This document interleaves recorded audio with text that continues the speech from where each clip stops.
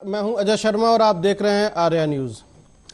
तीसरे चरण के मतदान अब होने हैं। 7 मई को तीसरे चरण के मतदान होंगे और तीसरे चरण के मतदान में कुछ खास सीटें हैं जिनके ऊपर यादव परिवार के दिग्गजों की साख दांव पर लगी हुई है।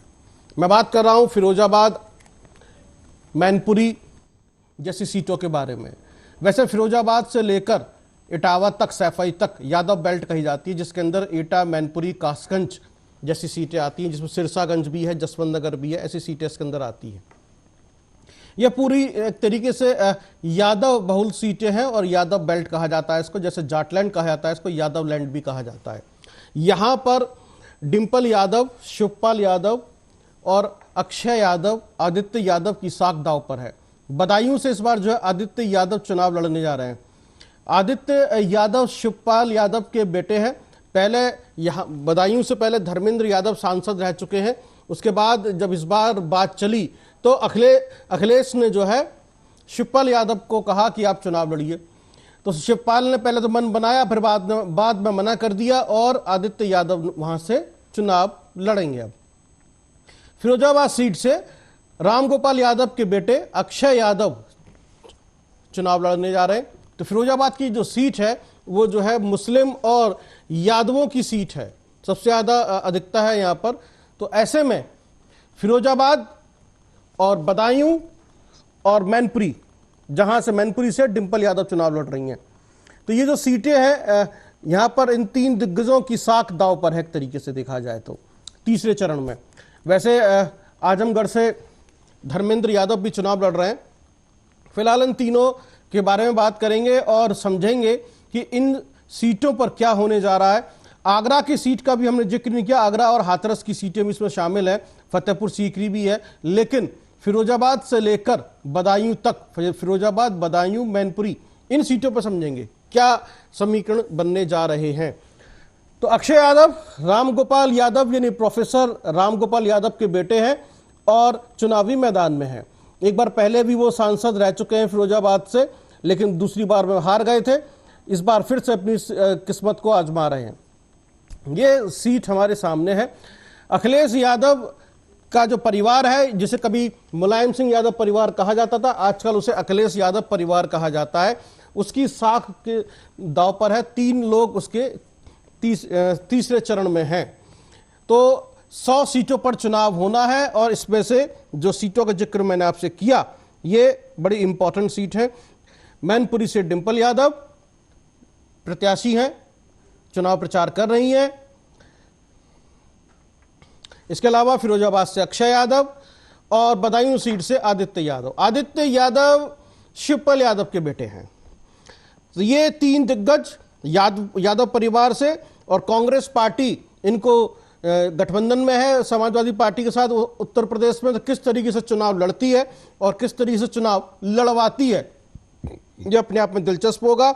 बहुजन समाज पार्टी वो तीसरे विकल्प के रूप में है, एक त्रिकोणीय मुकाबला बना रही है।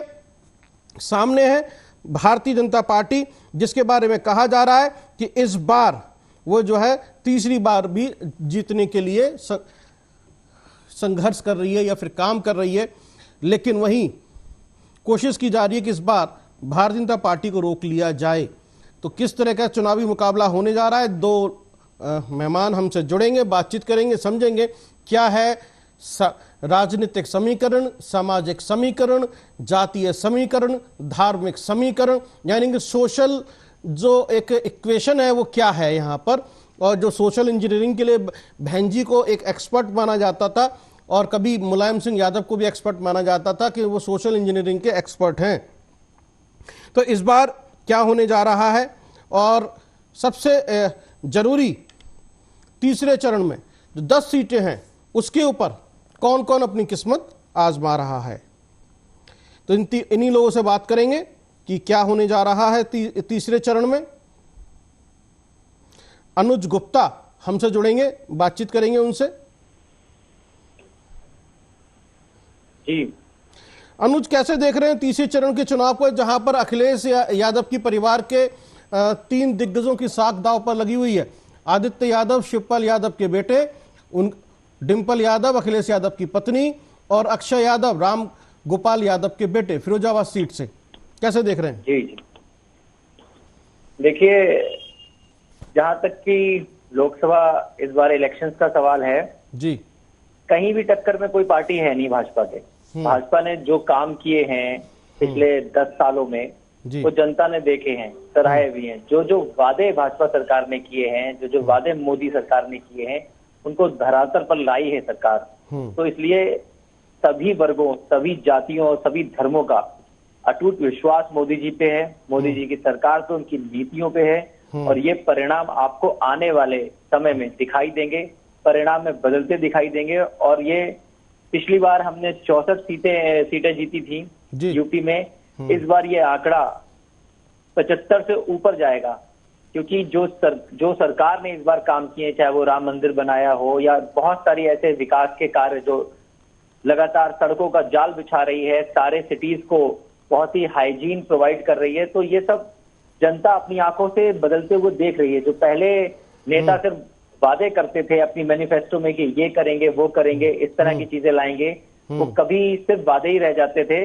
मोदी सरकार में ये पहली बार ऐसी बार हुआ कि जो भी मैनिफेस्टो हमने दिया है उसको 100% इम्प्लीमेंट किया है, और वो भी समय रहते।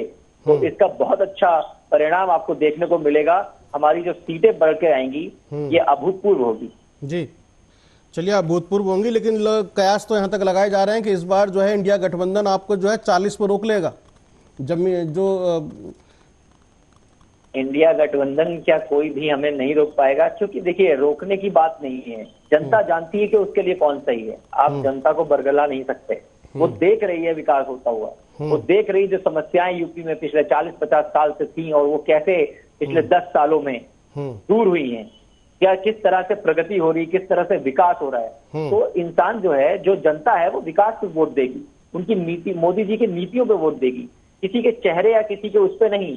आप देखिएगा इस चुनाव में जो आपने पहले नहीं देखा, और जो कहते थे जातीय समीकरण ये है वो है और इसमें ये भारी पड़ेगा वो भारी पड़ेगा, कुछ नहीं। इस बार विकास का चुनाव है, विकास को लेकर चुनाव है। जो विकास कराएगा जनता उसके साथ होगी। धर्म, जाति, समुदाय से ऊपर उठकर इस बार वोटिंग होगी। बिल्कुल, चलिए ठीक है, इस बार विकास को लेकर चुनाव है। किस तरीके से देख रहे हैं आप वाचस्पति साहब कि ये जिस तरह से हम यादव बेल्ट की बात कर लें, सबसे पहले 3 दिग्गज हैं आपके इंडिया गठबंधन के साथी के, डिंपल यादव और अक्षय यादव और आदित्य यादव, तीनों परिवार के लोग हैं। एक पत्नी है ना, एक भाई का और 2 बाकी जो हैं दोनों भाइयों के बेटे हैं, चाचा ताऊ में जो आ रहे हैं, ठीक है ना, प्रोफेसर राम गोपाल यादव और शिवपाल यादव, तीनों के साथ है, यादव लैंड है। क्या इस बार होगा कुछ करिश्मा? से कम 8 सीटें इंडिया गठबंधन बनने वाला है। हम एटा से लेके आगरा और आपका मैनपुरी जी, ये सारा का सारा जीतने वाले। अगर इनको कोई सीट मिल जाए तो शायद बरेली वाली को जीत जाए। अगर इनका अंदरूनी मामला मिल गया हो तो जी। जहाँ तक अभी हमारे मित्र भाजपा के कह रहे थे उपलब्धि की बात करें, जब कोई विद्यार्थी परीक्षा में 10वीं पास करके 11वीं या 12वीं में जाता तो उसका रिपोर्ट कार्ड में देखा जाता है ना। तो भाजपा का रिपोर्ट कार्ड देखा जाएगा, 7 साल में इन्होंने क्या कहा था और क्या करके दिखाया। 35 करोड़ लोग गरीबी रेखा के नीचे मनमोहन सिंह जी की सरकार के समय से आज 80 करोड़ लोगों को यही कहती हैं कि ये भोजन देते हैं, ठीक है। यानी 80 करोड़ लोगों को आपने बेरोजगार बना दिया, गरीबी की रेखा में डाल दिया। दूसरा, आपने कहा था सभी को छत मिलेगी, सभी को घर मिलेगी। आप ही अपनी बात को काटते हुए कहते हैं कि अभी तक 4 करोड़ लोगों को दे पाए हैं, तो बाकी 1 अरब 36 करोड़ को कब देंगे, जब 10 साल में केवल 4 करोड़ लोगों को दे पाए हैं। जहाँ तक ये बात करते हैं भोजन देने की, नींद की, आप देखो उसमें क्या दे रहे हैं आजकल, मिलेट दे रहे हैं, बाजरा दे रहे हैं, बाजरा गर्मी में बाजरा कोई खाता है, बाजरा दे रहे हैं, ठीक है ना। और इनका रवैया मालूम है साहब, 1 हफ्ते में कोई गारंटी नहीं है। जो कार्ड अभी है वो कार्ड अगले महीने तक रहेगा कि रहेगा, कार्ड काट दिया जाता। आप देखिए कोई भी कार्ड नया क्यों नहीं बढ़ रहा है, 80 करोड़ की स्थायी संख्या क्यों है, बढ़ क्यों नहीं रही है। आपको ये देना चाहिए था। वो सिक्योरिटी की बात है, सिक्योरिटी बिल तो कांग्रेस लेके आई थी, उसको भोजन का हिसाब तो कांग्रेस ने किया था। इसमें अगर ये दे रहे हैं तो बड़ी बात कर रहे हैं। दूसरा विकास का आप देखिए ना, जो पता नहीं चलता, सड़कों में गड्ढे हैं, जी गड्ढों में सड़क बनी हुई है, पता नहीं चल रहा है। इन्होंने कहा कि नमामि जैसे कितने इंडिया देख रहे, डिजिटल इंडिया, इंडिया, वो इंडिया के कितने इंडिया चलते हैं, सारे खत्म हो गए। देखिए गरीबी रेखा से कितना नीचे ले आए हैं। आज हम भूख के हंगर इंडेक्स होता है 125 देशों का, उसमें उपलब्धि भारत की देखिए, और पाकिस्तान, अफगानिस्तान, बांग्लादेश, श्रीलंका से नीचे 111वें स्थान पर है। आज हमारी मुद्रा का स्थिति क्या हो गई है। नहीं चलिए ठीक है, ये वाचस्पति साहब, अरे वाचस्पति साहब सुन लीजिए, अरे सुन लीजिए भाई, ये सब बातें जो है यदि आप चुनाव के मंच से कहेंगे तो बड़ी अच्छी लगेंगी। फिलहाल हम जो है तीसरे चरण के चुनाव को लेकर जो यादव परिवार के है ना, जो 3 दिग्गज हैं उनकी बात कर रहे हैं। मैंने बताया ना, देखिए डिम्पल यादव के सामने भाजपा ने जो है जयवीर सिंह साहब को उतारा है, जो कि पर्यटन एवं संस्कृति मंत्री हैं भारतीय जनता पार्टी की तरफ से। तो मुकाबला जो है वहां पर भी काफी टफ होने वाला है, मैनपुरी के अंदर भी कोई टफ नहीं है, कोई टफ नहीं है, और इजी हो गया है। वहाँ की स्थिति में आपको बता दूं कि जयवीर सिंह जी फरार है, ठाकुर नहीं है। तो ठाकुर खुद इनसे नाराज है, ठाकुर वोट नहीं कर रहा है, ठीक है, पहली बात तो ये। दूसरी बात, इससे पहले उन्होंने शाके को टिकट दिया था, शाके का टिकट काट के जयवीर सिंह जी को दे दिया, जो कि लोकसभा क्षेत्र में आते भी नहीं है, उनको वहां से काट के दे दिया है, ठीक है। एक ये बात हुई है। पिछली बार वो लगभग 1.5 लाख के आसपास, इस बार गारंटी है कि 3 लाख से कम वोट से जीतेंगी। ये बिल्कुल आप लिख लीजिएगा, 100% तय है, क्योंकि उसमें कोई गठबंधन नहीं था उस समय जब डिम्पल जी जीती थी। और अक्षय जो हारे थे फिरोजाबाद, वो कुछ हजारों से हारे थे, वो अब नहीं होने वाला। उस समय शिवपाल जी अलग थे, उसकी वजह से वोट का डाइवर्सिफिकेशन हो गया था। तो अब की बार डाइवर्स नहीं होने वाला है, वो पूरा का पूरा वोट जीतने वाला है। आगे से भी तो पूरा वोट जीतने वाला है, पूरा वोट जीतने वाला है। इंडिया गठबंधन कांग्रेस के आने से, बाकी और जो पार्टियां हैं उन सबके आ जाने से, आम आदमी पार्टी का भी वोट जुड़ जाने से, कम्युनिस्ट पार्टी का भी वोट जुड़ जाने से, हर एक का अगर आप 5-5, 10-10, 15-15 हजार जोड़ लें, कांग्रेस का हर लोकसभा में 50,000, 60,000 मिनिमम भी अगर आप मान लें, ये सब होने वाला है। और आपको उनका हार का डिफरेंस जरा देख लीजिए, हार का डिफरेंस क्या था। इसीलिए मैं गारंटी से कह रहा हूँ कि उत्तर प्रदेश में 10 में से 8 कम से कम इंडिया गठबंधन को सीट मिलने वाली है। चलिए ठीक है, एक सवाल इसके अंदर 94 में से 55 सीटें, 7 सीटें कांग्रेस जीतने वाली है। चलिए हम 10 में से 8 आपने 10 में से 8 कहीं ना, 10 में से 8 कहीं मैंने मान लिया। वो 2 सीटें कौन सी है जिन्हें आप गंवा रहे हैं? 10 में से 8 कह रहा हूँ, 8 कह रहा हूँ। हाँ 10 में से 8 तो आप जीत गए। वो 2 कौन सी हैं जिसको आप खो रहे हैं, वो बता दीजिए।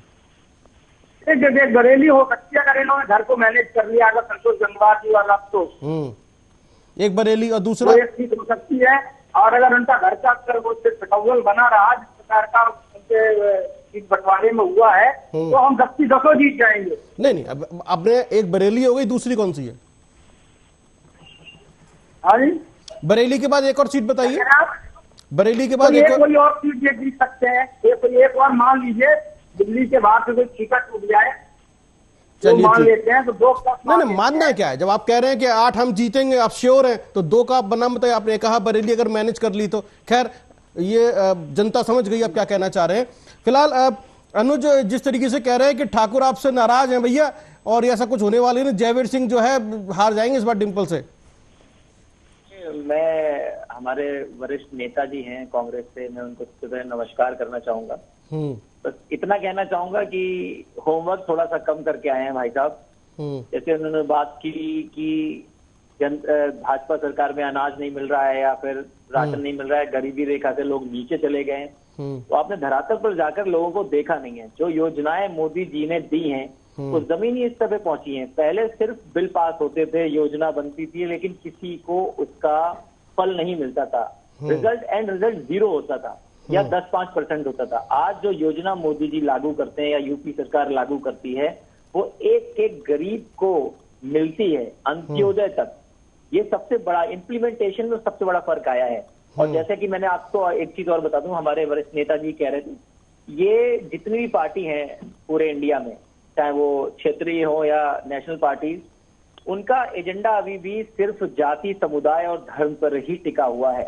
और ये उनकी हार का सबसे बड़ा कारण है, ये उनको समझ में नहीं आता है। हमारी भाजपा सरकार सर्व हिताय पर है, हर एक के साथ है, चाहे वो किसी भी धर्म का हो, किसी भी जाति का हो, किसी भी समुदाय का हो। और यही कारण है कि एक बात बताइए, नहीं समर्थन मिल रहा है जी। मैनपुरी सीट के बारे में आपको पता तो होगा, वो किसकी सीट है पारंपरिक रूप से? जी जी जी, देखिए पारंपरिक कुछ नहीं होता है।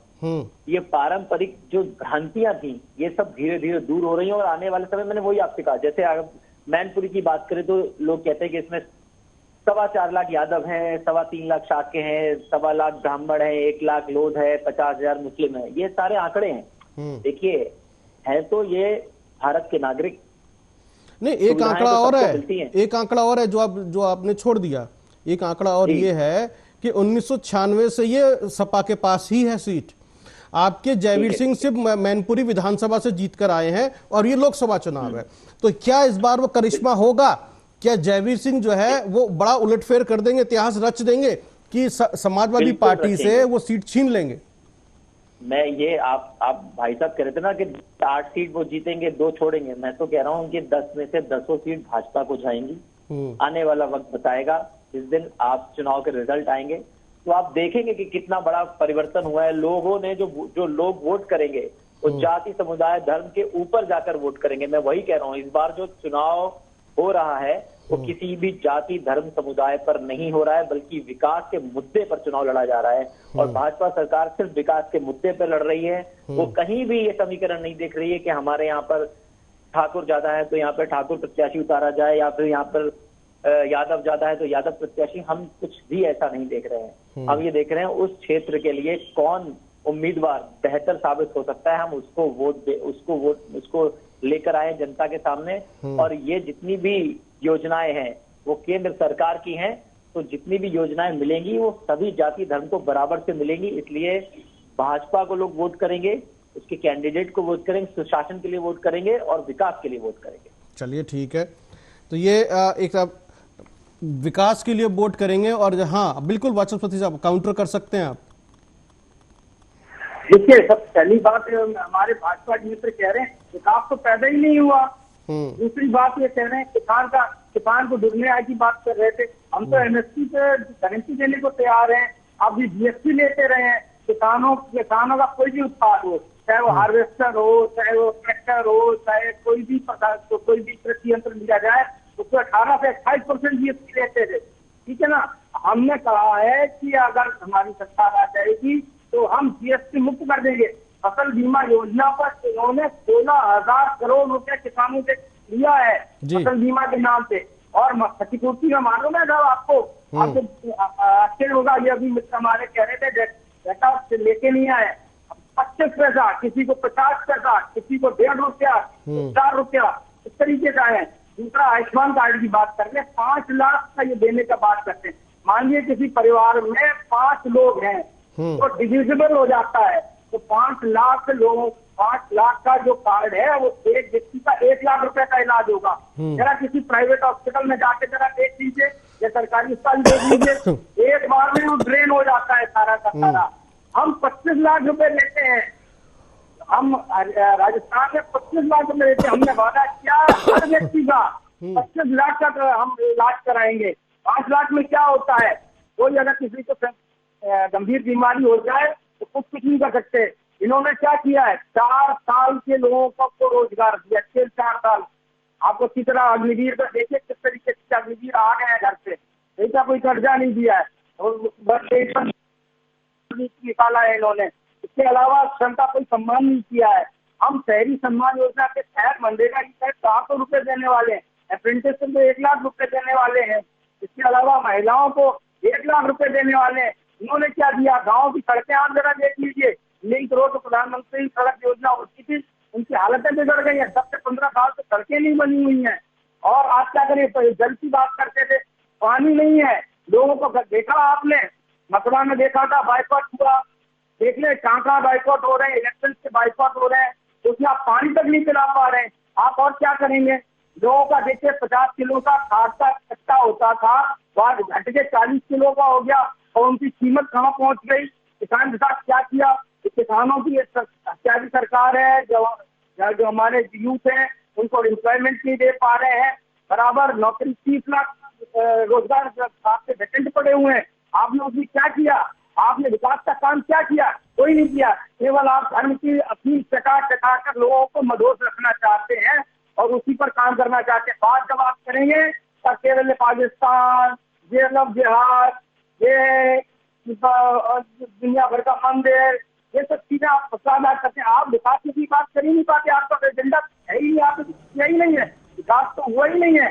आप बताइए, आप गरीबी रेखा के नीचे कहाँ पहुंचा दिया, फॉरेनिज्म की स्थिति क्या पहुंच गई, पेट्रोल कहाँ पहुंच गया, हाल ही में से देखिए रोटी गायब हो गई है, सब्जी नहीं मिल रही है। आप सब्जी लेके दिखा दिए, आलू का भाव क्या हो गया है, टमाटर का क्या भाव है, आलू की रोटी खत्म हो गई है। महिलाओं के साथ क्या दिक्कतें हो रही है, उनको गृहस्थी चलाने में कितनी दिक्कत हो रही है, ये सारी चीजें देख लीजिए, पता चल जाएगा कि अपनी गारंटी या तो उन्होंने वादे 10 साल में किए थे, उसकी तो ये बात ही नहीं करते हैं।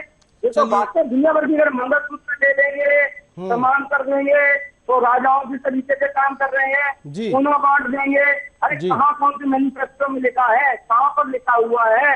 आपके पास इसी प्रकार के अनर्गल प्रलाप है, अनर्गल प्रलाप करते रहिए। चलिए ठीक है, ठीक है, ठीक है, आपने किया नहीं, जबरदस्ती दी नहीं है, केवल झूठे वादे, नक्काशी, मक्कारी ठीक है करते रहे हैं। वाचस्पति साहब ठीक है, जनता को ठगा है, ठीक है, और ये जनता निश्चित रूप से पूरे 7 चरण के चुनाव में दिखा देगी, और इनको 150 सीट मिलने वाली नहीं है पूरे देश के अंदर।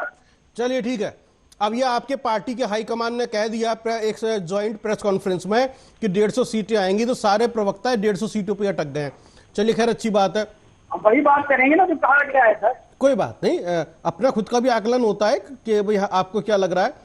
अब मेरा आकलन 100 का है सर, 100 का है। चलिए ठीक है, हमें बड़ी खुशी हुई कि आपका आकलन 100 का है और आपके पार्टी के मुखिया का आकलन जो है 150 का, आपके पार्टी के मुखिया से राय मैच नहीं कर रही है। चलिए खैर, अच्छी बात है। मैं इतना समझना चाह रहा हूं कि आपसे जिस तरीके के मुद्दे आप गिना रहे हैं, तो जनता इस पर वोट डालेगी आपको लग रहा है? वो कह रहे हैं हमने विकास किया है।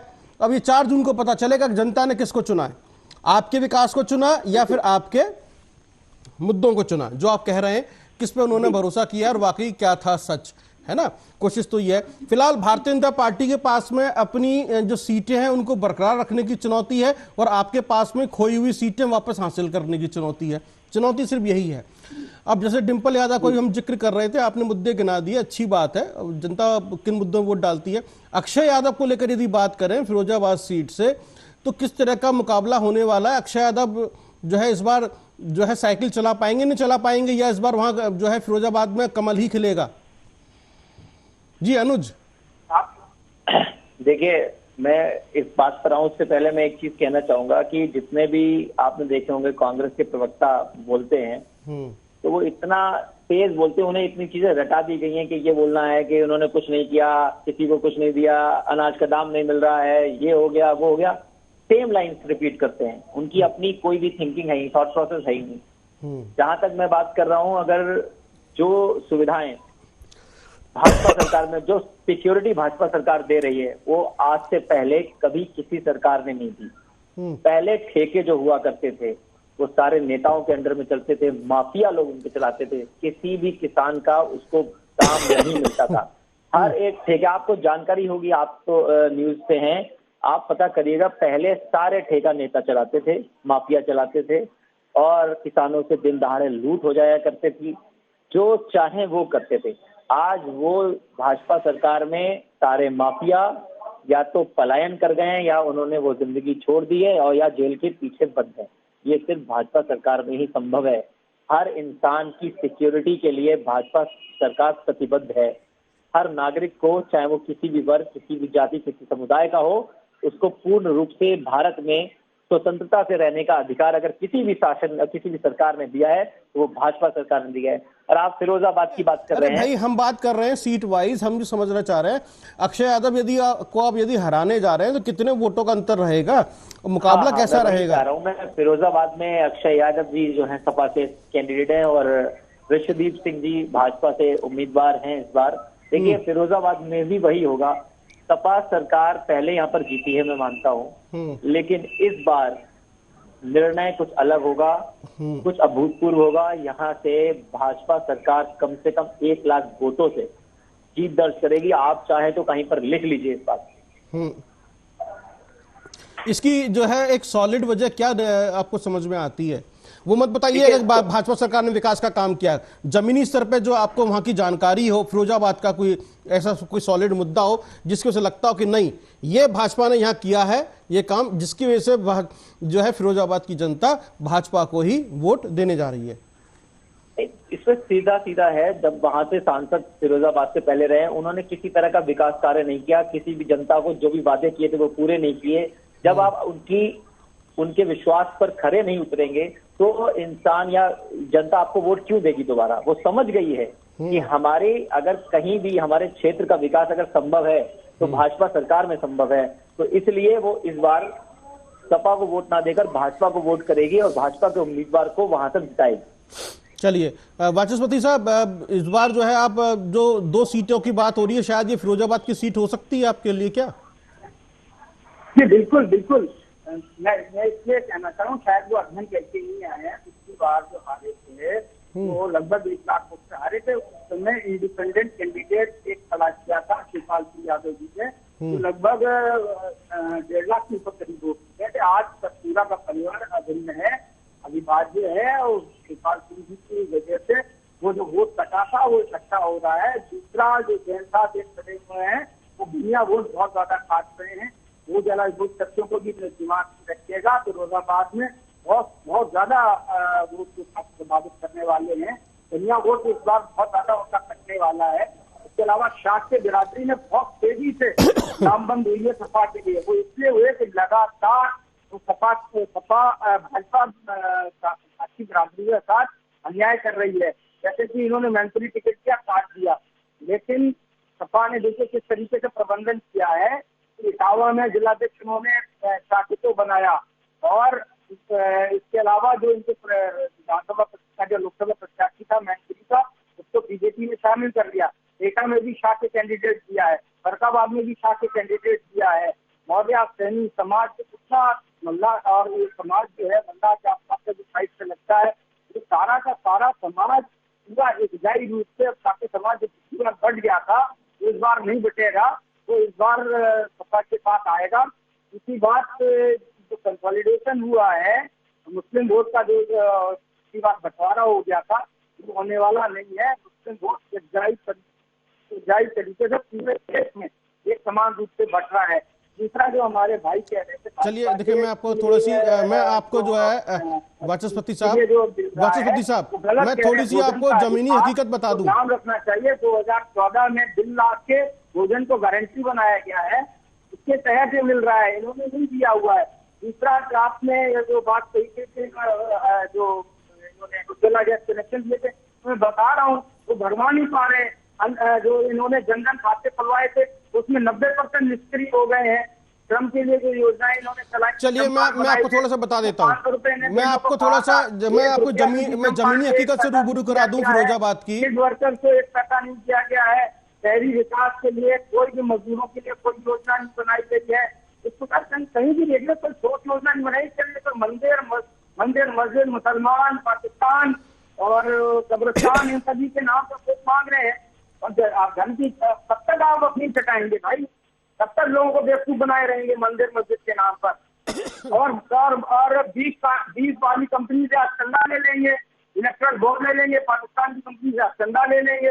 जैसे आप गौ माता के बहुत पोषक है, सभी हैं, हम भी गाय पालते हैं, लेकिन आप जो 20 टका है कंपनी जो 20 का एक्सपोर्ट करती है, इससे आप चंदा ले लें। इससे शर्म की क्या बात है? आप बहुत से मायनों में अगर आप उठा के देखिए, पाकिस्तान से आप पीछे हैं। अरे भाई वाचस्पति साहब, यहाँ का पेट्रोल का दाम बहुत ज्यादा पाकिस्तान से है। आप कहाँ की बात करते हैं? आप जाके वहाँ पे बिरयानी खाते हैं, बिना बताए उनका चले जाते हैं, और उसके बाद सीनियर प्यार की बढ़ाते हैं, कारगिल करवा देते हैं, उससे संसद से अटैक करा देते हैं, कहाँ भी बातें करते, पीडीपी के साथ सरकार बना लेते हैं। जब सुविधा जो जरूरत पड़ती है इनको, जहाँ पे सुविधा पड़ती है, जहाँ इनका स्वाद निकलता है, वहाँ देश इनके अरे फिरोजाबाद सीट पे हम बात कर रहे हैं, आप एक दूसरे आप जो आरोप लगाए जा रहे हैं। अरे फिरोजाबाद सीट पर आपकी पार्टी की तरफ से क्या सॉलिड है जिसके ऊपर आप वोट मांगने जा रहे हैं फिरोजाबाद सीट के ऊपर? बढ़िया घोटाला दुनिया में कहीं नहीं। अरे छोड़िए इन सब बातों को, ये चुनावी मंच नहीं है घोटाला है वाचस्पति साहब, ये चुनावी मंच नहीं है, समझिए थोड़ा सा। मैं फिरोजाबाद सीट की बात कर रहा हूं, फिरोजाबाद सीट की तो जमीनी हकीकत है। थोड़ा आप बताइए, शिकोहाबाद, सादाबाद, आइए फिरोजाबाद, टूंडला, ये जो बेल्ट है यहाँ के, आप पूरा सुहागनगर चले जाइए, जैन नगर चले जाइए, पूरे अब घूम लीजिए पूरा फिरोजाबाद। नालियां जो है कूड़े से और गंदगी से पटी रहती हैं, ठीक है। वहां का जो मजदूर है 50% टीबी का मरीज है, जो चूड़ियां और ग्लास का काम करता है, जो वहां पे कटाई का काम होता है। बताइए कि वहां पे ये इनकी सेहत का, इनकी जिंदगी का मालिक कौन बनेगा? कैसे होगा? स्कूलों की स्थिति खराब है फिरोजाबाद के अंदर, अस्पतालों में डॉक्टर्स नहीं होते फिरोजाबाद के अंदर। बताइए, ट्रांसपोर्ट का सबसे ज्यादा व्यवसाय है वहां से। क्या किया है फिरोजाबाद के लोगों को? क्या जिंदगी जीने का अधिकार नहीं है? अरे केंद्र सरकार का काम है, राज्य सरकार का काम है। चलिए, सपा कांग्रेस इंडिया गठबंधन कहाँ पे आ गया? ये तो आप खुद ही बता रहे हैं, भाजपा की दुर्दशा है, भाजपा गवर्नेंस नहीं दे पा रही है।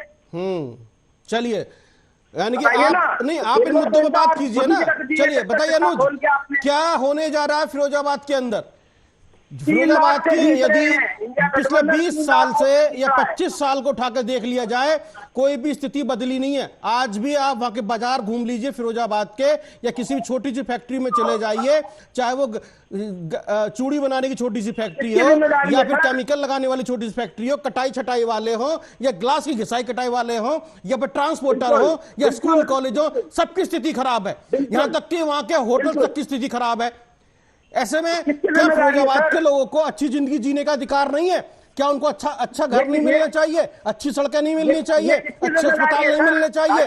किसकी जिम्मेदारी है ये? आप एक दूसरे पर आरोप प्रत्यारोप लगाते रहते हैं। अरे फिरोजाबाद सीट पे क्या करेंगे आप, ये बताइए। आप 3 लाख वोट हम जीतेंगे, इसके बाद जितनी आप समस्याएं बता रहे हैं सारों का निदान होगा। चलिए, 3 लाख वोटों से आप जीतने जा रहे हैं, अच्छी बात है, मुबारकबाद मेरी तरफ से एडवांस में। अगर फिरोजाबाद की जनता आपको चुनकर ला रही है, बिल्कुल मुबारकबाद। जनता जनार्दन है, हम कौन होते हैं? हम तो फिर 4 जून को फिर डिस्कस करेंगे आपके साथ में। अनुज, क्या लग रहा है जिस तरह की जमीनी समस्याएं हैं फिरोजाबाद में, शिकोहाबाद में, टूंडला में, जो पूरी बेल्ट है टूंडला से लेकर शिकोहाबाद तक, वहां पर समस्याएं का अंबार है। सिर्फ एक फ्लाईओवर बना है बाईपास के नाम पर, है ना, जो वहां से निकल जाता है सीधा, जो शुरू होता है जैन मंदिर से लेकर वहां तक चलता है। तो आप ये बताएं, फिरोजाबाद का जो बस स्टैंड है उसकी भी हालत खराब है, वहां पे यात्री ढंग से बैठ नहीं सकते। रेलवे स्टेशन की भी हालत खराब है, वहां पे यात्री बैठने की सुविधा नहीं है, टिकट विंडो से लेकर ऊपर तक। तो ऐसे में ये फिरोजाबाद एक इंडस्ट्रियल सिटी, इतना बड़ा बिजनेस सिटी है जहां पे इतनी फैक्ट्रियां हैं, कारखाने हैं, सब कुछ है, उसकी हालत ऐसी है। और जिसके बारे में कहा जाता है कि यहाँ की चिमनी से निकलने वाले धुएं से जो ताजमहल काला होता है ना, इतना राजस्व देने वाला शहर यदि उसकी ऐसी स्थिति हो, तो उसके लिए क्या रोड मैप है बीजेपी के पास में? देखिए, जैसे मैंने आपको बताया कि आप भी बता रहे थे कि ये जो बेल्ट है पूरा सपा के पैतृक संपत्ति की तरह रही है। बिल्कुल, लेकिन देखा जाए तो विकास की गति उस तरह से उन क्षेत्रों में नहीं रही है जिस तरह से होनी चाहिए थी। हम ये आश्वासन जनता को देना चाहते हैं कि हमारे इस कैंडिडेट को अगर इस बार उन्होंने जिताया फिरोजाबाद से, तो फिरोजाबाद में जो भी समस्याएं, जन समस्याएं हैं, जिससे जैसे कि आपने भी बताया, चाहे वो रोड की हो या रोडवेज हो या किसी भी तरह का विकास अगर वहां पर अपेक्षित है जनता को, तो इस बार उनको गारंटीड अच्छे रिजल्ट मिलेंगे। भाई साहब सुनिए, तो अभी तो आपने बहुत कुछ बोल लिया, मुझे बोलने दीजिए। अभी तो आप बहुत कुछ बोल रहे थे कि उज्ज्वला योजना में लोग सिलेंडर नहीं उतार रहे हैं, आपको आंकड़े ही नहीं पता है। आपको ये नहीं पता होगा उज्ज्वला योजना में कितने लाभार्थियों को लाभान्वित किया गया है। जी, डेटा निकलवा लीजिए, या आप हमें 10 मिनट का टाइम दो, मैं डेटा दे देता हूँ आपको। आप 10 मिनट के टाइम नहीं, आप आराम से लीजिए। उज्ज्वला योजना में हर एक व्यक्ति के घर पे जो आर्थिक रूप से संपन्न नहीं था उसको गैस कनेक्शन पहुंचाया है मोदी जी ने, और सभी को गैस की प्राप्त हो रही है। जिसके घर में नहीं है उसको दिया है ना। तो और किसको दिया जाएगा? जिसके घर में नहीं है उसी को दिया जाएगा, जिसके घर में है उसको तो वो तो चला ही रहा है। उसके पास पैसा नहीं है। ये आपको लग रहा है कि आपको मालूम है कि 35% उज्ज्वला गैस उपभोक्ता रिफिल ले रहे हैं टाइम तो दफ्तर से पता करा लीजिए, गैस एजेंसी से पता करा लीजिए। मेरी भाई साहब मेरी खुद की गैस एजेंसी है, तो मुझे इस बारे में आपसे शायद ज्यादा नॉलेज होगी कि कितने लाभार्थी इसका योजना का लाभ ले रहे हैं। बताइए कितना भरा गया है, डेटा दीजिएगा जरा, बता दिए कितना। मोर देन 35%, देखिए मोर देन 35% उज्ज्वला उपभोक्ता रेगुलर गैस ले रहे हैं। उज्ज्वला उपभोक्ता की गैस की कंजप्शन आम उपभोक्ताओं से कम होती है, ये आप समझिए। ये इसीलिए थोड़ा अंतर आता है। ये कौन सा नियम निकाला आपने? नियम नहीं निकाला आपने। भोजन नहीं करते हैं, क्या नहीं करते हैं, क्या क्यों नहीं भोजन करते हैं, सब करते हैं। जो आंकड़े हैं मैं उनके हिसाब से बता रहा हूँ, जो हमने सर्वे कराया है उसके हिसाब से बता रहे हैं। किस संस्था का आंकड़ा है सर? एनएसओ का है? अरे भाई साहब मेरी खुद की गैस एजेंसी, मैं आपको अपने हिसाब से बता रहा हूँ। कौन सी गैस एजेंसी है सर आपकी? इंडेन की गैस एजेंसी है। जो मुद्दे से आप ना भटकाइए, मैं ये कह रहा हूँ जो आपको पता है नहीं है उस बारे में आप नाम बताइए। मैं डाटा निकाल के दे रहा हूँ ना आप, नाम बताइए आप प्लीज। तो आप डेटा दीजिए ना, आपको क्या पता है उज्ज्वला योजना में कितने परसेंट गैस ले रहे हैं? मैं आपका डेटा दे रहा हूँ, आप ही को आपका डेटा देता हूँ, आप कह रहे हैं तो आप बताइए ना। जितने गैस संचालक है वो दुखी है कि कहाँ मेरे ऊपर से बोझ डाल दिया, भरे नहीं जा रहे सिलेंडर।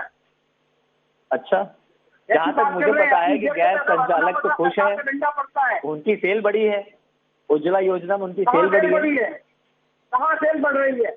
जो कंज्यूमर ही नहीं था वो कंज्यूमर हो गया, तो सेल बढ़ेगी कि घटेगी? देखिए मैं बता रहा हूँ ना, आपको ना सही जानकारी नहीं है इस विषय में।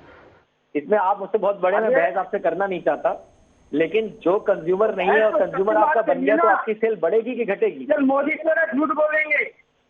हाँ, वो जनता बताएगी कि मोदी जी झूठ बोलते हैं कि सच बोलते हैं। देखिए आपका झूठ सबके सामने आ चुका है, जनता ने आपको उनके वोट के माध्यम से ये बता दिया। और इस बार भी देखिए आपकी हालत क्या होगी, आपको सब समझ में आ जाएगा।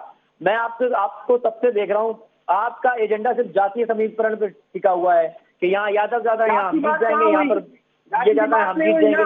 अरे आप इससे ऊपर उठ ही नहीं पाएंगे। आपकी पार्टी जातीय धार्मिक समीकरण को ही देखेगी, उसी को मुद्दा बनाएगी। यही कारण है कि आपकी पार्टी दिनों दिन पीछे जा रही है, क्योंकि आप विकास और जनता के दर्दों को नहीं समझ रहे हैं। आप सिर्फ ये देख रहे हैं कि यहाँ मुस्लिम ज्यादा है, यहाँ हिंदू ज्यादा है, यहाँ ये ज्यादा है, यहाँ ब्राह्मण ज्यादा है, यहाँ पर ये कैंडिडेट लगा दें। देखिए ये सब पुरानी रणनीति हुआ करती थी। ये पुराना भारत था जब जातीय समीकरण पे चुनाव होते थे। आज का भारत बदल गया है, आज की जनता भी बदल गई है, वो सब जागरूक है, उसे पता है किसको वोट देना है। आप सबसे कह रहे हैं मैं यहाँ पे यादव ज्यादा है, वहाँ पे ये ज्यादा है, इसलिए शाह के हमें वोट देंगे, ब्राह्मण हमें वोट देंगे। ये सोच आपकी कब बदलेगी? हमने तो एक शब्द भी नहीं कहा, आप कह रहे हो। अरे आप अभी फिरोजाबाद के लिए बोल रहे थे कि शाह के हमारे साथ है, शाह के आपके साथ है, बाकी कोई आपके साथ नहीं है। कांग्रेस कभी भी जाति की बात नहीं करती, कभी धर्म की बात नहीं करती है। आपका अगर आपके पास रिकॉर्डिंग हो पुष्पन जी तो जरूर सुनिएगा। तो भाई साहब अभी जो बता रहे जाति समीकरण पे अभी कुछ बता रहे थे, जाति की बात नहीं की, शायद आपको याद ही नहीं होगा। चलिए ठीक है, कौन जाति की बात करता है कौन नहीं करता है वो जनता जानती है, वो सब जानते हैं। फिलहाल उत्तर प्रदेश बिहार के अंदर तो चुनाव जो बिना जाति के समीकरण के हो ही नहीं सकता। फिलहाल बदायूं सीट पर चलते बात कर लेते हैं। बदायूं सीट पर आदित्य यादव चुनाव लड़ने जा रहे हैं और ब्रज क्षेत्र के अध्यक्ष दुर्विजय सिंह शाक्य को टिकट दिया है बीजेपी ने बदायूं से। तो दोनों जो है नए हैं बदायूं के लिए, वो ब्रज से आ रहे हैं, वो शिवपाल के बेटे हैं। अब बताइए क्या होगा चुनावी रण में इस बार? आप मतलब ये एक कैसा एक्सपेरिमेंट किया है बीजेपी ने इस बार, मतलब ब्रज क्षेत्र के अध्यक्ष को यहाँ लाकर चुनाव लड़वा रहे हैं बदायूं में? ठीक है, वी आर कॉन्फिडेंट, हम कॉन्फिडेंट हैं कि भाजपा बदायूं में 1 लाख या 1.25 लाख से ऊपर वोटों से विजय दर्ज करेगी। और उसका भी मैं आपको मुद्दा ही बता दूं, यही है कि जिस तरह का विकास पूर्व में होना चाहिए था वो नहीं हुआ है, जनता ने देखा है। वहां पर भाजपा कैंडिडेट को इस बार जिताएंगे हम। वहां पर बदायूं में जो जनता को सुविधाएं मिलनी चाहिए थी, जो कमियां थी, उनको दूर करेंगे, इस वादे के साथ उतरे हैं। और दुर्योधन शाक्य जी को इसीलिए वहां पर कैंडिडेट बनाया है क्योंकि वहां पर उन जैसा नेता होना जरूरी है जो उस क्षेत्र का विकास करा सके। अनुज, पिछली बार आपके तो सांसद था बदायूं से, अब कह रहे हैं विकास नहीं हुआ इसलिए इस बार दुर्योधन सिंह शाक्य को पहुंचाया गया है।